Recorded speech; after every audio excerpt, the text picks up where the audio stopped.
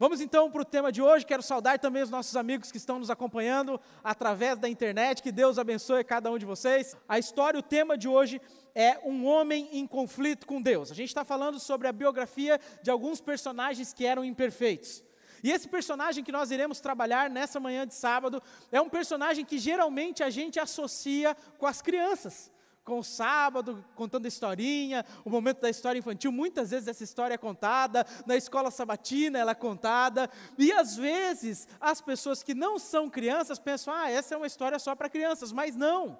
A história desse personagem é relatada e tão habilidosamente construída na Bíblia, que contém uma mensagem profundamente importante para todos nós.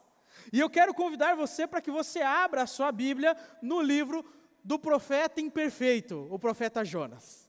Abra sua Bíblia aí e nós vamos falar um pouquinho sobre o profeta Jonas. E você vai perceber que a história de Jonas não é simplesmente a história sobre um grande peixe. Não é simplesmente isso. É uma história, como eu disse, habilidosamente construída, com lições, com coisas importantes para a nossa carreira espiritual, para a nossa caminhada com Deus. E antes de começar, eu quero contar uma história para vocês.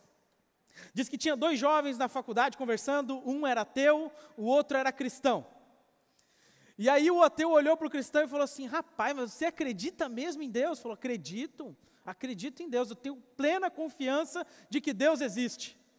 Mas escuta, você é cristão? Sou cristão. Então quer dizer que você acredita nas histórias daquele livro lá antigo, que os cristãos leem aí, a Bíblia? Acredito em tudo que está na Bíblia. Você está de brincadeira comigo, o ateu falou. Você acredita em tudo que está na Bíblia? Ele disse, eu acredito em tudo que está na Bíblia. Tudo que está escrito na Bíblia, eu acredito que aconteceu de verdade e que ainda irá acontecer, que tem profecias que vão se cumprir. A Bíblia é uma palavra fiel. E aí o ateu disse assim, então quer dizer que você realmente acredita que um dia um homem foi engolido por um peixe? Ele disse, eu acredito. Falei, rapaz, mas essa é uma história aí que não tem nada a ver. Como é que um homem vai conseguir sobreviver 3 dias dentro da barriga do peixe? Isso é impossível, isso é anticientífico. Como que você acredita nisso? Ele falou, eu acredito. Mesmo que a ciência não consiga explicar isso, eu acredito. A Bíblia fala de milagres e eu acredito em milagres. E aí o ateu mais uma vez insistiu, mas como é que você tem certeza que esse homem sobreviveu 3 dias? Como é que ele conseguiu sobreviver 3 dias dentro da barriga do peixe? E aí o cristão falou assim para ele, olha, isso aí eu não me preocupo não, eu simplesmente creio. E é tranquilo para mim, porque no dia que eu chegar lá no céu, eu vou me encontrar com Jonas, eu pergunto para o Jonas e ele me conta como é que foi passar 3 dias na barriga do peixe, simples assim. E aí o ateu olhou para ele indignado, falando, está vendo? Olha as incoerências da sua religião, as incoerências da sua fé. Você está dizendo aí que você acredita nisso e que você ainda vai conversar com Jonas do céu, mas o livro do Jonas não fala que o Jonas desobedeceu a Deus, fez tudo errado, então, segundo a própria teoria de vocês, Jonas não vai para o céu, Jonas vai para o inferno. E aí o cristão olhou para ele e falou assim, então nesse caso, você mesmo pergunta para ele quando você estiver lá. É só uma brincadeira, obviamente, né? Mas relata um pouquinho acerca dessa história, só para a gente contextualizar o que a gente quer estudar aqui. Abra sua Bíblia em Jonas capítulo 4, tá? Jonas capítulo 4, verso 1, diz assim, mas Jonas ficou muito aborrecido e com raiva. O texto bíblico aqui do capítulo 4 diz que Jonas começa esse capítulo com muita raiva. E por que é que Jonas está com raiva? Eu sei que muitos de vocês sabem que essa divisão entre capítulos e versículos que nós temos na nossa Bíblia, ela não faz parte do escrito original, foi algo que foi feito para facilitar que a gente encontre os versos, mas inconscientemente, muitas vezes, quando a gente está lendo a Bíblia, a gente acaba desconectando uma parte do texto que estava antes. E às vezes a gente costuma ler uma parte sem considerar o que havia acontecido anteriormente.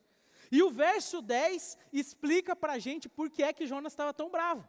O verso 10 diz que Deus viu o que fizeram os ninivitas, como se converteram do seu mau caminho, e Deus mudou de ideia quanto ao mal que tinha dito que lhes faria. Deus havia mandado uma mensagem de juízo através de Jonas para os habitantes da cidade de Nínive. E geralmente nós temos uma associação na nossa mente, talvez por uma cultura errada, por um pensamento equivocado, de que juízo é algo ruim, juízo é algo terrível. A gente imagina, às vezes, quando fala na Bíblia de juízo, de que Deus é aquele Senhor assentado sobre um tribunal, vigiando, caçando, procurando na minha vida alguma coisa que Ele possa encontrar e então enviar sua justa punição. Às vezes a gente pensa que é isso. Mas na Bíblia, o juízo divino está muito mais associado, muito mais relacionado a coisas positivas do que negativas. Na Bíblia, o juízo representa a vindicação do caráter de Deus, Ele mostrando que Ele é justo, que Ele é amor, que Ele é pureza. Na Bíblia, o juízo também representa a retribuição aos justos de Deus, a entrega do reino para os salvos. Na Bíblia, o juízo está muito mais relacionado com felicidade, com alegria por estar na presença de Deus, do que as conotações negativas que geralmente nós temos na nossa cabeça. Só que para a gente entender um pouquinho como é que a história chegou aqui nesse capítulo 4, a gente vai precisar dar uma passeadinha no livro de Jonas. E eu quero conversar um pouquinho sobre cada um dos 4 capítulos, resumidamente, para a gente conseguir chegar no ponto ápice, que é o capítulo 4 do livro. No capítulo 1 de Jonas, aliás, nos 4 capítulos de Jonas, Jonas passa por 4 movimentos distintos. No capítulo 1, Jonas está fugindo de Deus. No capítulo 2, Jonas está fugindo para Deus. No capítulo 3, Jonas está correndo junto com Deus. E no capítulo 4, Jonas corre sem Deus. A gente vai ver um pouquinho disso agora nessa história. E talvez você se pergunte assim, mas afinal de contas, do que se trata o livro de Jonas? Jonas é o livro da história do grande peixe? O grande peixe é citado apenas 3 vezes no livro. Ah, então o livro de Jonas é a história sobre a destruição da cidade de Nínive. Nínive é citada apenas 8 vezes no texto. Oh, então tá, agora eu entendi. Então o livro de Jonas é a história do profeta Jonas. Jonas é citado 18 vezes no livro, nesses 4 capítulos. Mas o personagem central do livro de Jonas, sabe quem é? Deus. Deus é citado, referenciado nesses 4 curtos capítulos 36 vezes, de tal maneira que se você tirasse o nome de Deus da história, a história ficaria completamente sem nexo e sem sentido. Deus é o personagem central da história de Jonas. O livro de Jonas é sobre a vontade de Deus acerca da vida humana e como é que nós reagimos a essa vontade divina. O livro de Jonas tem um propósito especial. Qual era o propósito do livro de Jonas? Salvar a cidade de Nínive? Não, o propósito principal do livro de Jonas não é salvar a cidade de Nínive, é salvar o profeta Jonas, para que Jonas então fosse usado para salvar as outras pessoas. E é por isso que eu quero hoje conversar um pouquinho com vocês sobre esse homem, chamado Jonas, que o nome significa pomba. Jonas em hebraico significa pomba. E pomba era símbolo de mansidão, tranquilidade, de humildade, mas Jonas não tinha nada de manso, nada de tranquilo, nada de humilde, ele era um profeta imperfeito. Vamos para o capítulo 1, vira aí a página da sua Bíblia, Jonas capítulo 1. Leia comigo aí os versos 1 e 2, vamos falar agora do primeiro capítulo, que como eu disse para vocês, a gente vai chamar de o homem que corre de Deus. Diz o verso 1, a palavra do Senhor veio a Jonas, filho de Amitai, dizendo, levanta-te e vá para a grande cidade de Nínive e pregue contra ela, porque a sua maldade subiu até a minha presença. Eu não sei se você consegue reparar, mas a apresentação do livro de Jonas pressupõe que as pessoas sabiam quem Jonas era. É a palavra do Senhor que veio para Jonas, que era profeta, que era filho de Amitai. As pessoas conheciam Jonas. Jonas era um profeta que já havia sido usado por Deus diante de todo Israel. Jonas havia profetizado acerca do reinado do rei de Israel, Jeroboão II.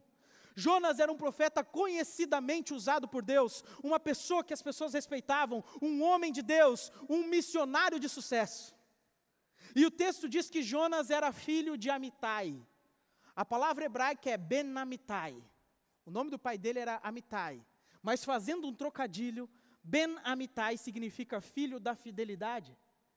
E embora o texto introduza que Jonas era filho da fidelidade, o profeta Jonas não foi alguém fiel. Ele foi totalmente infiel, não quis cumprir aquilo que Deus tinha para a vida dele e para o propósito que Deus tinha para o coração dele e para a missão que ele tinha.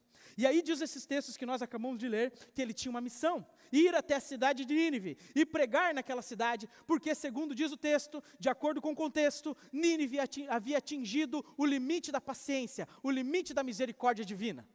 Deus dá liberdade para os seres humanos viverem da maneira como quiserem, todo mundo tem liberdade, mas há um limite além do qual Deus não permite que os seres humanos vão. E no caso aqui da cidade de Nínive, Nínive havia atingido esse limite. Era uma cidade totalmente corrompida. Só para contextualizar para vocês, a cidade de Nínive, aqui do livro de Jonas, ela havia sido fundada por um homem que se chamava Nimrod. Aqueles que estão contextualizados aí com a Bíblia, vão se lembrar que Nimrod foi o mesmo que construiu a torre de Babel e a cidade de Babel. Nimrod era um ousado homem contra Deus, uma pessoa ímpia, e ele constrói a cidade de Nínive. Mas no tempo de Jonas, Nínive havia se tornado a cidade mais importante do mundo, a capital do império mais poderoso do mundo, que era o Império Assírio. Era a cidade mais importante de todo o mundo naquela época. E não para por aí, a cidade de Nínive também era conhecidamente, as pessoas diziam, que era uma cidade que era intransponível.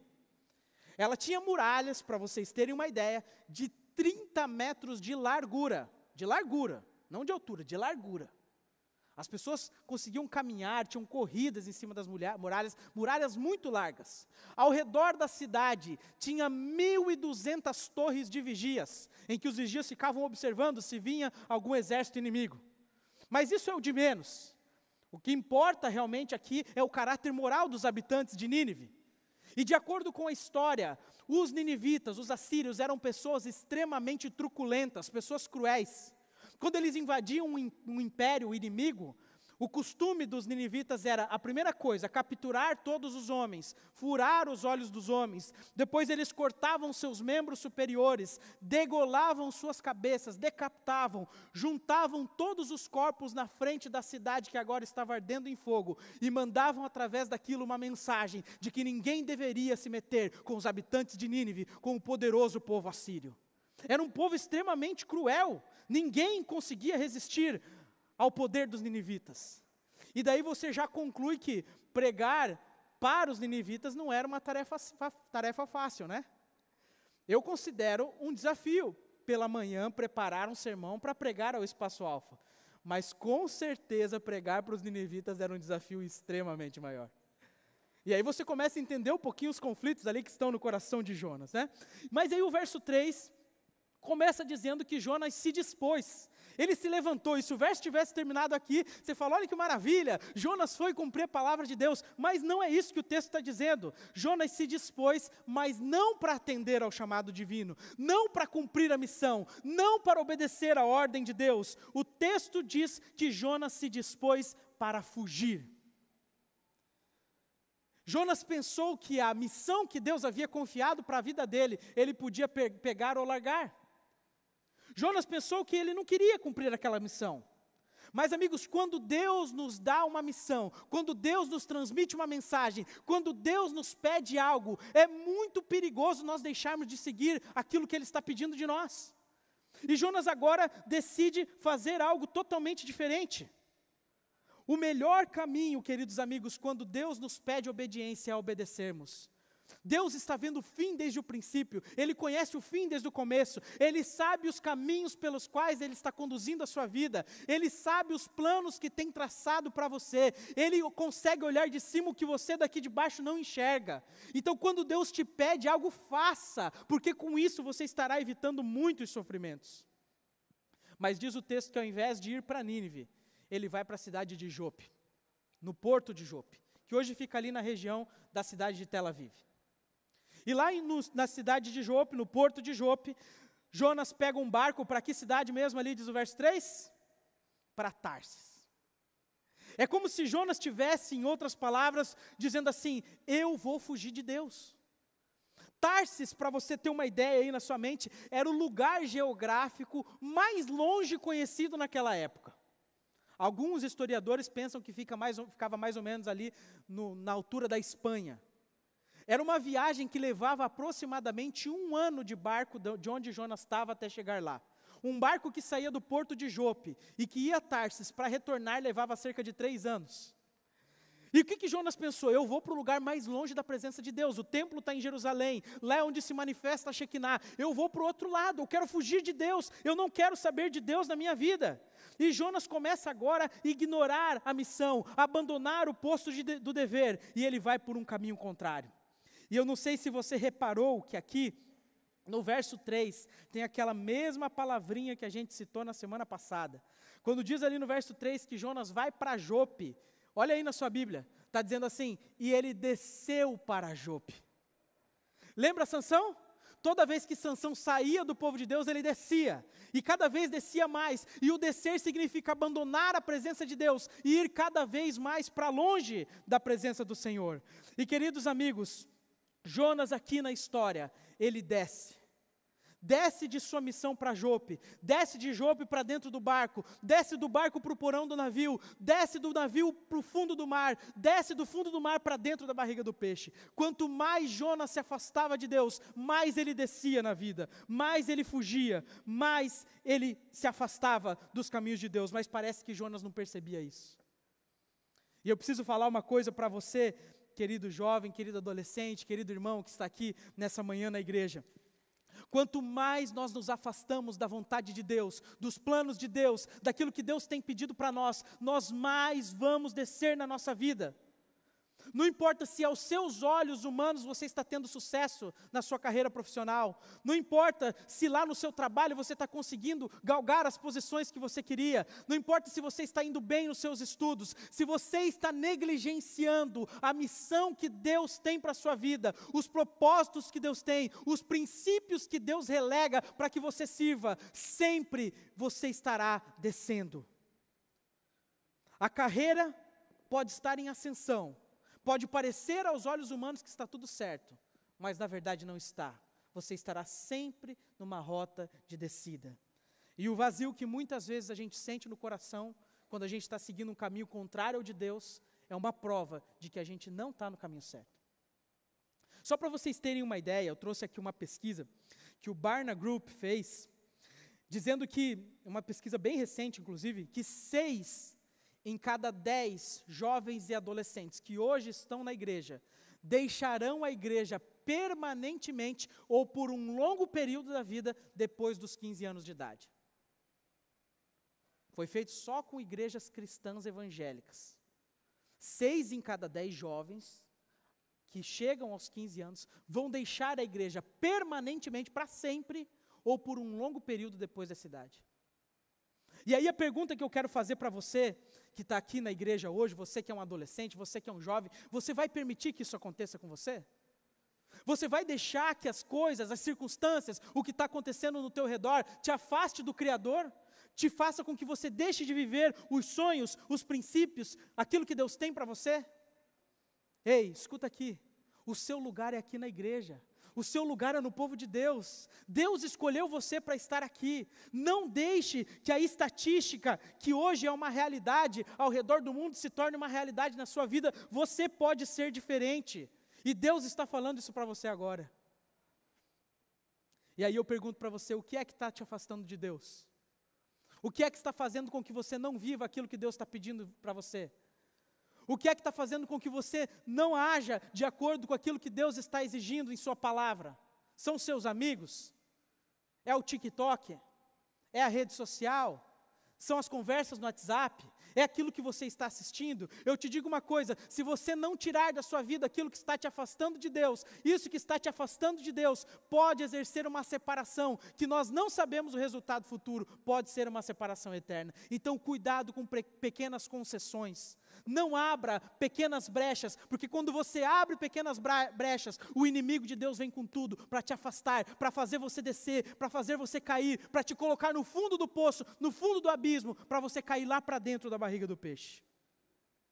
E é importante pensar nisso nessa hora. Você fala assim, mas eu sou muito novo, eu estou na minha adolescência ainda. Mas é justamente na adolescência e na juventude que você está tomando decisões que vão afetar a sua vida como um todo, decisões importantes. E é justamente por isso que você precisa hoje, agora, começar a aprender a ouvir a voz de Deus. Dar ouvidos para aquilo que Deus está falando na palavra. E aí quem é adulto fala assim, graças a Deus essa fase já passou, mas você está dando ouvido para a voz de Deus? Você está vivendo conforme os padrões divinos? Você está sendo justo, coerente, correto no seu trabalho? Fazendo as coisas que condizem com a palavra de Deus?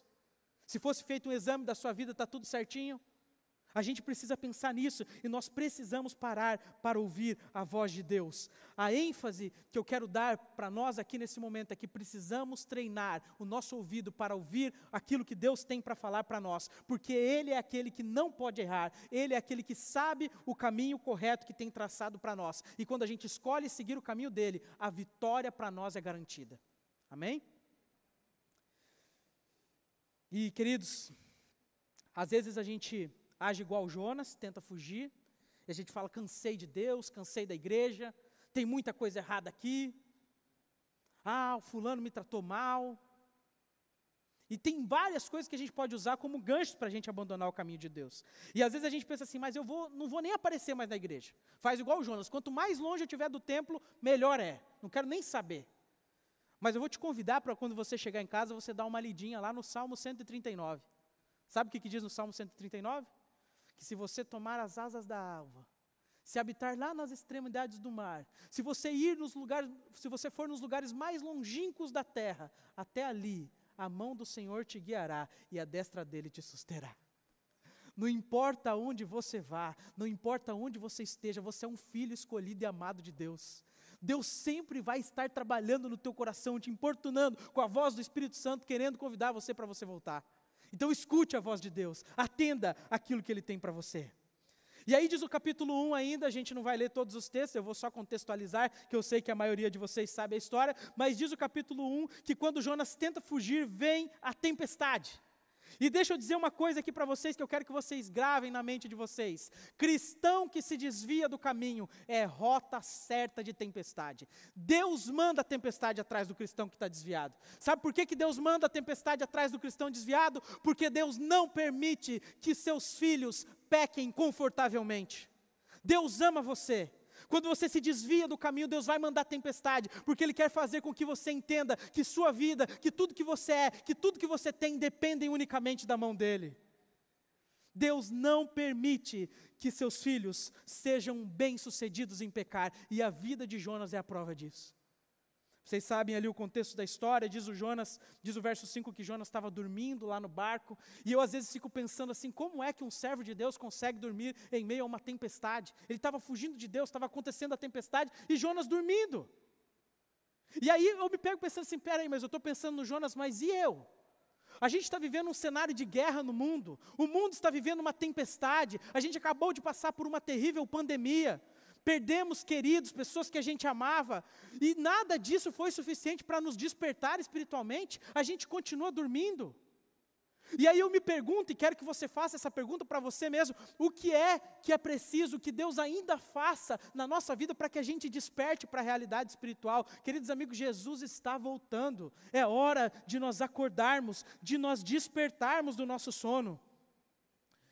E uma outra coisa que eu aprendo aqui por essa história de Jonas, é que quando você, obrigado Sofia, é que quando você escolhe seguir um caminho diferente da rota que Deus traçou para você, você pensa assim, a vida é minha, eu faço o que eu quero da minha vida, o problema é meu, mas não é bem assim.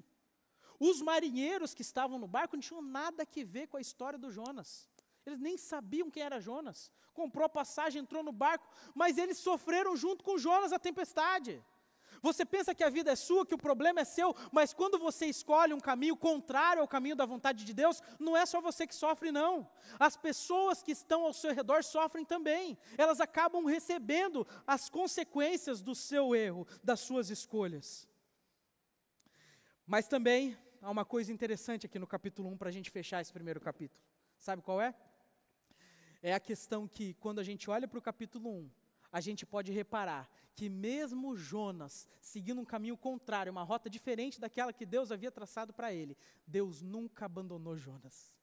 Deus controla a tempestade, Deus regula a intensidade do que estava acontecendo, Deus providencia um peixe para salvar o profeta, quando ele é lançado no mar e quando ele pensa que a vida dele acabou. Deus nunca abandona você. Não importa se você está numa rota errada, num caminho equivocado, Deus sempre está olhando por você, cuidando de você e preparando uma forma para que você entenda aquilo que Ele quer falar para você. E aí a gente chega no capítulo 2. No capítulo 1, Jonas está correndo de Deus. No capítulo 2, Jonas começa a aprender a lição e agora Jonas corre para Deus. Jonas, diz o capítulo 1, final do capítulo 1 e começo do capítulo 2, que Jonas agora foi lançado para dentro do mar. Ele pensou que morreria, mas Deus provê para Jonas um livramento. E agora, dentro da barriga do peixe, Jonas aprende lições que ele não aprendeu quando ele estava profetizando para Jeroboão, que ele não aprendeu quando ele era o profeta conhecido de Israel, que ele só conseguiu aprender na tempestade, no momento que ele estava ali vivendo aquilo. E ele começou a olhar para Deus e para a obra de Deus com olhos diferentes, de uma maneira distinta, começou a perceber o amor, a graça, a bondade do Senhor. E é interessante pensar nisso, que nem no lugar mais distante, nem no lugar mais remoto, nem no lugar mais profundo como Jonas estava, a presença de Deus se ausenta de nós. A voz do Espírito Santo sempre está falando ao coração. E aí diz o capítulo 2 que Jonas orou ao Senhor, seu Deus. Eu não tenho dúvida, não sei se você tem, mas essa é aquela oração que nasce de um coração aflito, né? É a oração do desespero, deu tudo errado, estou aqui, caí dentro do mar, ainda vi um peixe me engoliu, estava tudo errado na vida de Jonas. Mas mesmo as orações que nós fazemos nos nossos momentos de aflição e de angústia, quando nós mesmos escolhemos um caminho errado, mesmo essas orações são ouvidas por Deus. Que Deus maravilhoso, que Deus misericordioso. E Jonas agora faz uma oração para Deus. É como se na oração de Jonas ele estivesse dizendo: Senhor, chega de me viver a minha vida sem o Senhor. Chega de pensar que longe de Ti eu posso ter sucesso. O verso 1 ele diz assim: na minha angústia eu clamei ao Senhor e Ele me respondeu. Deus, que maravilhoso o Senhor é. Eu estou seguindo o caminho errado, eu clamei na angústia e o Senhor me ouviu. Então olha aqui para mim, não importa o caminho que você tem trilhado até hoje na sua vida, não importa se você escolheu caminhos errados, não importa se você fez coisas erradas, importa o hoje. Deus hoje está convidando você a fazer a mesma oração de Jonas, a ter um encontro real com Deus, a falar: Senhor, eu fiz tudo errado de trás até agora, eu fiz tudo errado na minha vida, mas daqui por diante eu quero caminhar junto contigo. Faça essa oração para Deus, Deus vai ouvir a sua oração. E na oração de Jonas, se a gente fosse resumir essa oração, a gente resumiria em 2 pontos. Jonas pede para Deus graça e Jonas pede para Deus misericórdia. Jonas era alguém que conhecia da teologia. Sabe o que é graça? Graça é quando Deus te dá aquilo que você não merece. E misericórdia é quando Deus não te dá aquilo que você merecia receber. Jonas merecia a morte, mas Deus dá para ele perdão, chance e uma nova oportunidade. Graça e misericórdia. E é isso que você também, que eu também, precisamos pedir todos os dias para Deus. Deus é um Pai que ouve a nossa oração. É claro que nós precisamos também pensar um pouquinho sobre a forma como nós reagimos às disciplinas de Deus. Quando você passa por dificuldades na sua vida, você para avaliar a sua vida espiritual? Você para um pouquinho e pensa assim: poxa, como que eu tenho andado com Deus? Você procura aprender na prova? Jonas tentou aprender. E ele aprendeu algumas lições. E é por isso que ele fez essa linda oração. E aí quando você ora para Deus, o verso 10 diz que coisas extraordinárias acontecem. Deus manda o peixe soltar Jonas, vomitar Jonas lá na beira da praia. E eu não consigo chegar a uma outra conclusão, a não ser que o peixe largou Jonas lá pertinho de Nínive. Já para dar aquela empurradinha para cumprir a missão, né? E aí a gente vai para o capítulo 3. O que tem no capítulo 3? O capítulo 3 é o 3º episódio da série de Jonas.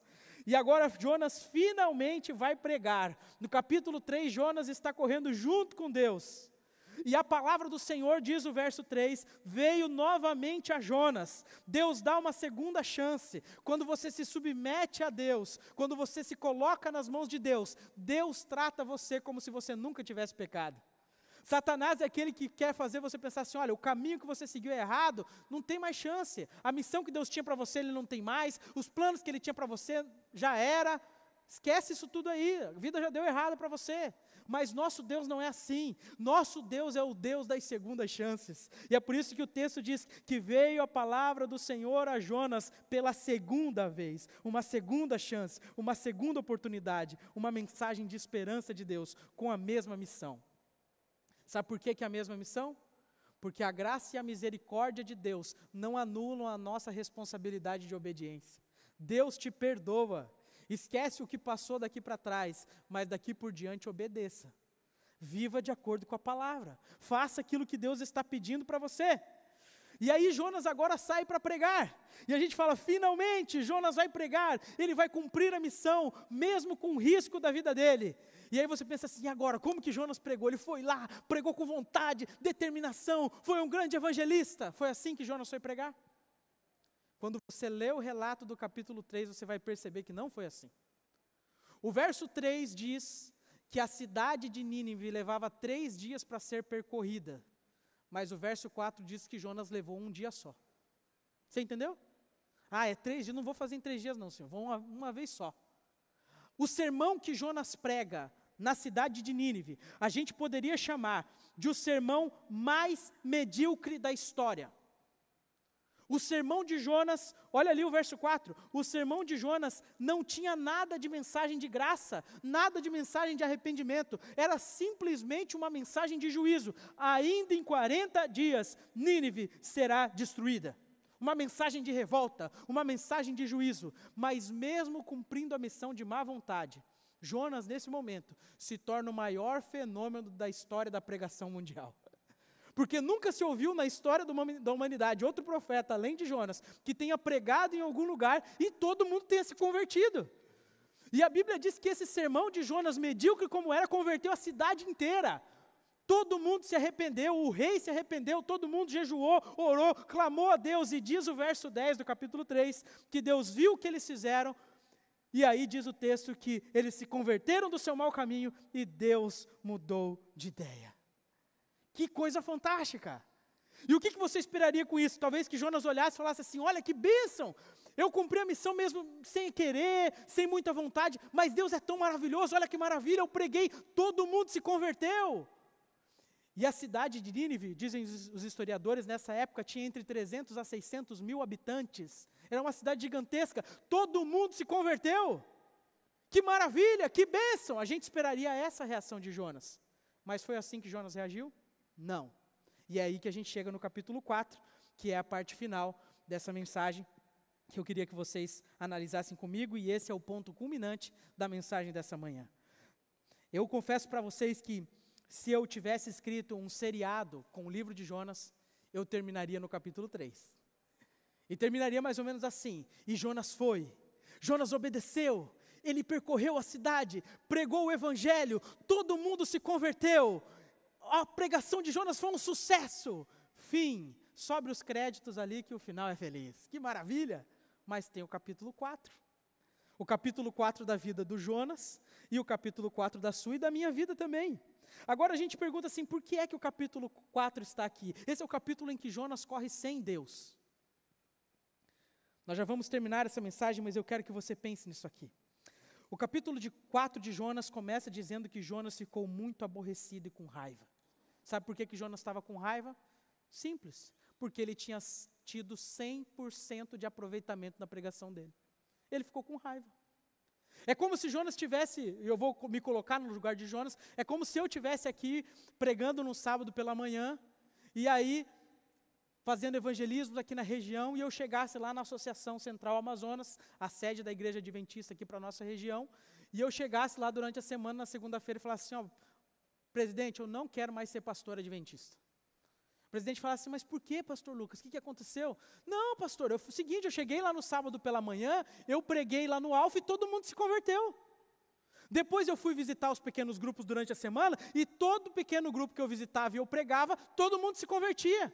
Aí eu decidi fazer um evangelismo na Ponta Negra, e os 20 mil habitantes da Ponta Negra se converteram. Eu não quero mais ser pastor.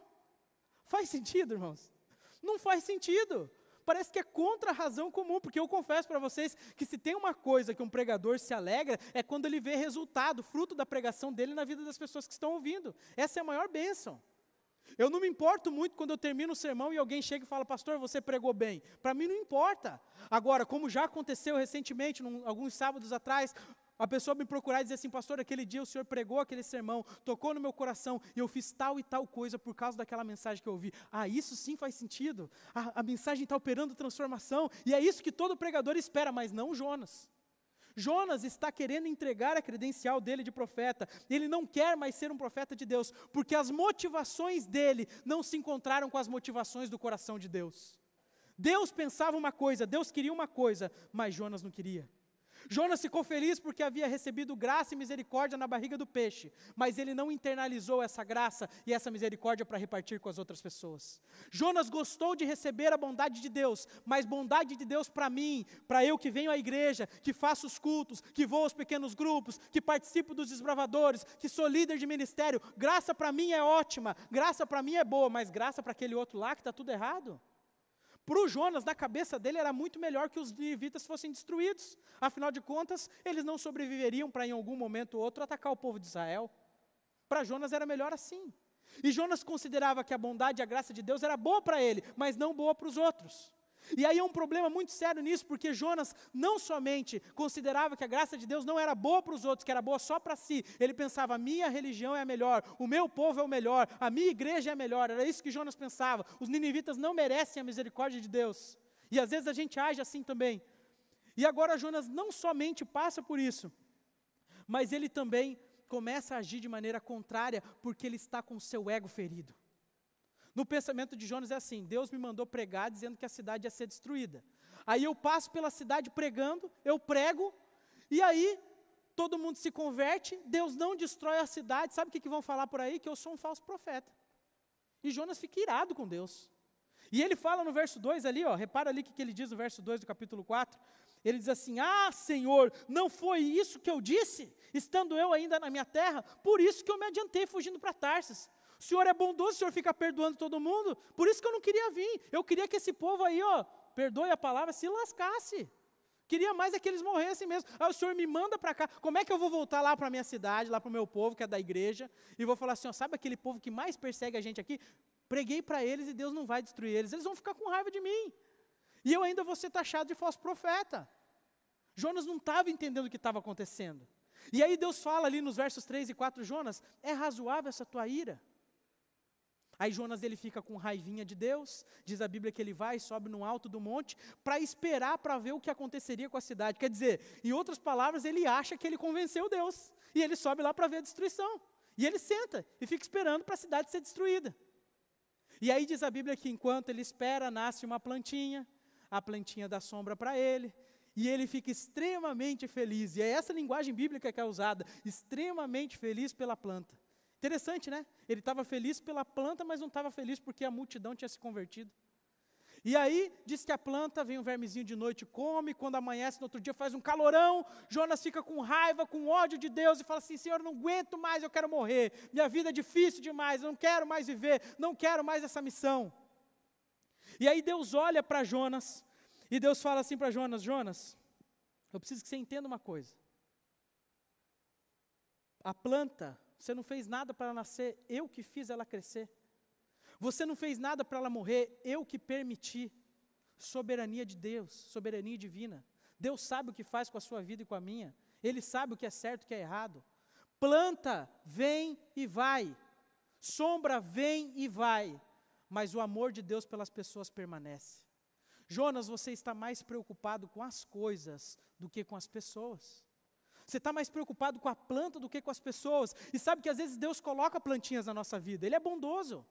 Ele te dá uma casa confortável, te dá um carrinho, te dá um emprego, te dá um bom estudo, uma boa educação, uma boa escola, uma boa faculdade. Só que nós não podemos cair no erro que Jonas caiu, de achar que as coisas são mais importantes do que as pessoas. De ter o nosso ego ferido, de achar que as bênçãos, as graças, as misericórdias de Deus são boas para nós, mas que não são boas para as outras pessoas, de querer as coisas só para nós. Jonas precisava aprender a amar as pessoas como Deus amava. Ele precisava não somente receber a bondade de Deus, mas internalizar essa bondade, para que ele pudesse compreender e também compartilhar com as outras pessoas. Porque Jonas aprendeu a pregar, aprendeu a ser um sucesso, aprendeu a ser um profeta conhecido, mas ele não tinha aprendido a amar. E aí, queridos amigos, para nós fecharmos essa história, o final do capítulo 11, a história de Jonas não termina.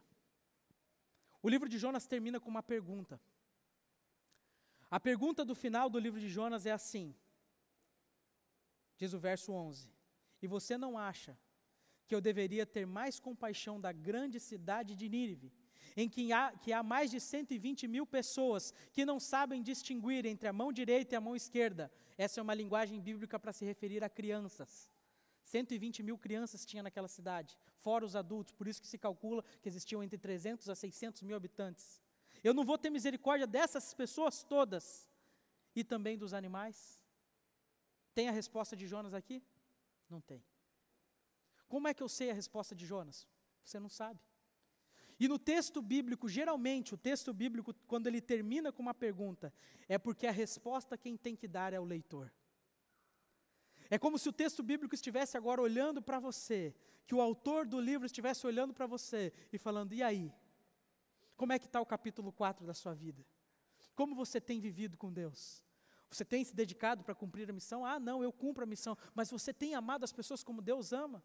Quando você olha para as pessoas, você se compadece das pessoas com o mesmo amor que Jesus se compadece de você? Você tem se dedicado para salvar as pessoas com a mesma paixão, com o mesmo amor que Jesus tinha? Jonas aprendeu rapidamente a ter paixão pelo Salvador, mas ele não tinha aprendido a ter compaixão pelas outras pessoas.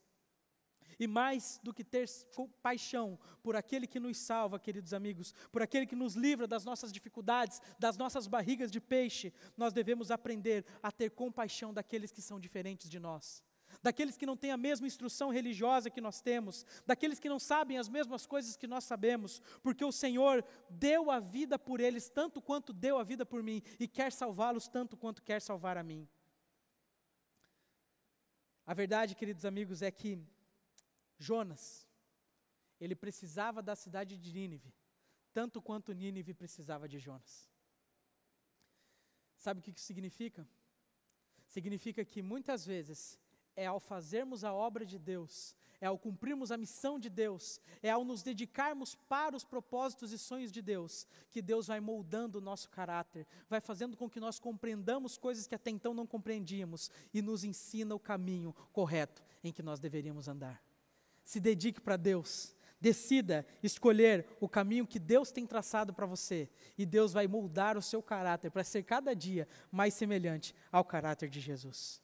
E eu não posso terminar esse sermão como nunca termino, sem falar sobre aquele que é a grande fonte e a grande razão de tudo isso, e o motivo pelo qual a gente está vivo e está aqui hoje, que é o nosso Senhor Jesus. Jonas, ele pregou para salvar uma cidade. Jesus Cristo veio a essa terra para salvar toda a humanidade.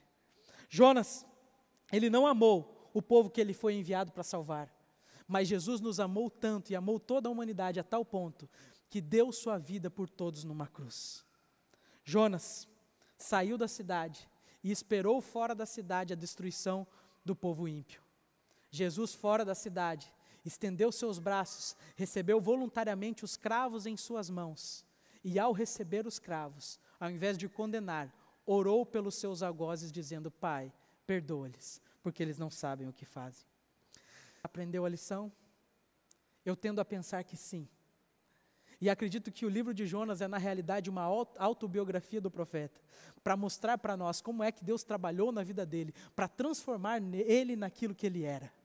Deus vai nos moldando, vai nos provando, vai nos ensinando através das dificuldades, para até que nós cheguemos à medida, ao lugar, à estatura de pessoas semelhantes ao nosso Senhor Jesus Cristo.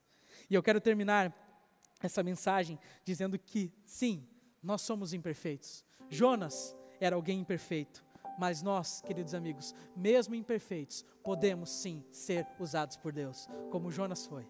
E podemos aprender através das lições que Deus, através da sua providência, nos ensina. E eu quero que você grave uma informação dentro do seu coraçãozinho. Se você esquecer todo o resto da mensagem dessa manhã, mas você falar assim, pastor, eu gravei aquilo que você falou no final, para mim é o que me basta. A frase que eu quero que você grave é o seguinte: quando Deus luta para salvar uma pessoa, Ele fará isso até o final, e Ele está lutando por você. Quando você perceber na sua vida coisas que estão acontecendo, te indicando o caminho, lembre, é Deus lutando para salvar a sua vida. E a pergunta que eu quero fazer para encerrar esse sermão, a mensagem dessa manhã é: você deseja abrir o seu coração para Jesus? Deseja deixar Ele entrar? Deseja deixar Ele moldar você através dos caminhos que Ele já preparou desde antes da fundação do mundo para você caminhar? Mesmo que você não entenda, mesmo que pareça que as coisas não estão bem, mesmo que pareça que as coisas não estão do jeito que você gostaria que estivessem, ou quem sabe mesmo que você olhe para a sua carreira e fala, está tudo bem, que você olhe para a sua faculdade e fale, está tudo bem, mas que você perceba que você está longe do caminho de Deus, você está disposto hoje a renovar seu pacto com Deus e falar, Senhor, a partir de hoje eu quero o Senhor lá comigo na escola, eu quero representar o Senhor entre os meus amigos, eu quero ser uma fonte de influência ao redor das pessoas com quem estiver, eu não quero mais ser a fonte da tempestade, mas eu quero ser a fonte do amparo, a fonte do conforto, a voz do Senhor, a profecia do Senhor para converter o coração do ímpio, para que ele também conheça a sua graça, para que ele também conheça o seu amor, para que ele também receba a sua misericórdia. Senhor, eu quero ser tudo aquilo que o Senhor sonha para mim, eu quero viver os sonhos do Senhor, eu quero viver os teus propósitos. Quantos aqui decidem hoje renovar seu pacto com Deus e viver para cumprir os sonhos e propósitos de Deus? Quantos querem tomar essa decisão? Amém. Louvado seja Deus pela decisão que todos vocês tomaram. Que Deus conduza cada passo do caminho de vocês e que as portas do coração de todos nós estejam abertas todos os dias para ouvirmos a voz de Deus e nos submetermos a ela. Vamos falar com Deus? Querido e amado Pai, nós estamos aqui diante da Tua presença nesse momento gratos. Gratos porque a gente sabe, Pai, muitas vezes a gente é igual Jonas. A gente acaba fugindo daquilo que o Senhor pede de nós. Às vezes pensamos que estamos escolhendo um caminho mais fácil, só para quebrarmos a cara, como diz na linguagem popular, e percebermos que o caminho não foi o melhor. E hoje nós estamos aqui reconhecendo, Senhor, que o melhor caminho que existe é o caminho que o Senhor traçou para nós. Às vezes a gente não entende esse caminho, Senhor, é verdade. Tem sofrimentos que a gente passa que a gente não compreende, tem tempestades que vêm sobre a nossa vida que a gente não sabe explicar, mas Senhor, nos ajude a ouvir Sua voz em meio à tempestade, nos ajude a nos submetermos às Suas mãos, nos ajude a corrermos junto com o Senhor e permitirmos que o Senhor habite em nós hoje e para todo sempre. É o que nós te rogamos e te agradecemos, em nome do Senhor Jesus Cristo, nosso Salvador. Amém.